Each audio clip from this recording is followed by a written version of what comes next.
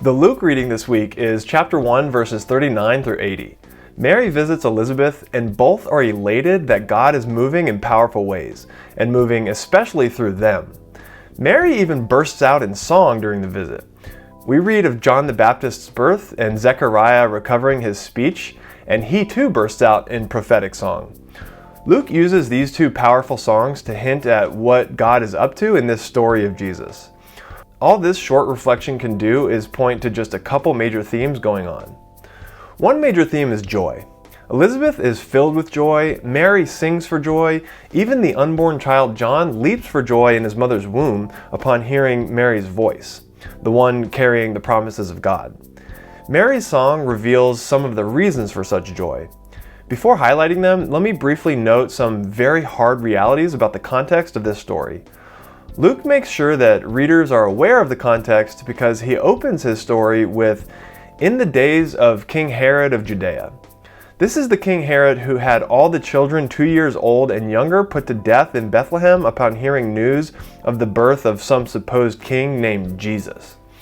We'll soon read that the births of John and Jesus took place in the days when Emperor Augustus was calling for a census of the people, so that the empire could determine the amount of resources that could be extracted. You see, the ancient Roman Empire had its own gospel, its own good news of the births of sons of God who would sit on the emperor's thrones and bring peace to the world.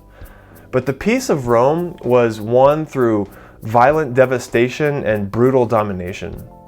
They would bring the so-called blessings of their empire into a nation and demand taxes and tribute for such a supposedly wonderful privilege.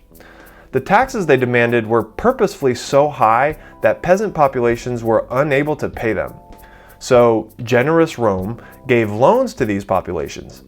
The interest rates were so high, though, that they couldn't be paid either. This too was on purpose, because the farmers would then be forced to foreclose on their loans and they would become day laborers on the land they once owned, working for a fraction of what they used to be able to keep from their own labor. If that option didn't work out, you could also sell yourself or your family into debt slavery rather than starve. Moreover, Rome allowed the leadership in Jerusalem to also benefit from this situation so long as they stayed compliant with feeding Roman resources and power. This is a big part of the context into which Mary sings for joy. Why does she sing? She sings because in the real gospel, the real good news of a real Son of God who sits on a really righteous throne and brings news of real peace to a really hurting world, this Son and saving action of God doesn't happen in the emperor's palace in Rome, but with a young peasant girl for whom there's not even any room at the local motel. Mary sees that God is finally turning the wheels of history and beginning to turn the world upside down. Or perhaps more accurately, God is beginning to turn the world right side up. God is finally bringing to fulfillment the promise to Abraham that through his descendants, God would bless all the families of the earth. Reversals of social hierarchy are a core theme that we'll see in Luke's gospel. And it's because God's good creation is meant for the blessing of all families, because God's extravagant love is showered on all families, all peoples, every last one. Songs about social reversals and promises about thrones are dangerous in the world of the gospel.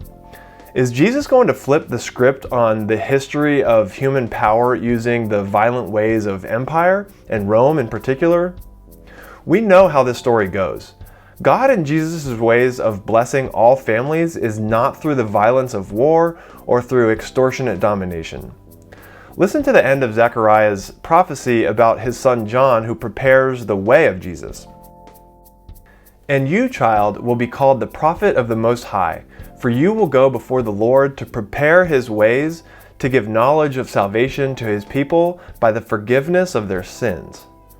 By the tender mercy of our God, the dawn from on high will break upon us to give light to those who sit in darkness and in the shadow of death, to guide our feet into the way of peace." The ways God and Jesus bring hope and healing and blessing to all families of the earth are in stark contrast to the ways of the so-called peace of Rome. God's ways of blessing the world are through forgiveness, through mercy, through guiding the world's feet into the way of peace. This is not a lesson needed only at the top of the Roman social hierarchy, but for many of those who find themselves in the crushing pressure of the bottom as well. We'll see that powerfully illustrated in chapter 4 when Jesus' own marginalized hometown tries to throw him off a cliff for some things he says.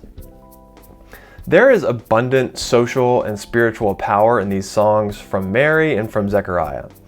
God is not going to leave the broken human family broken.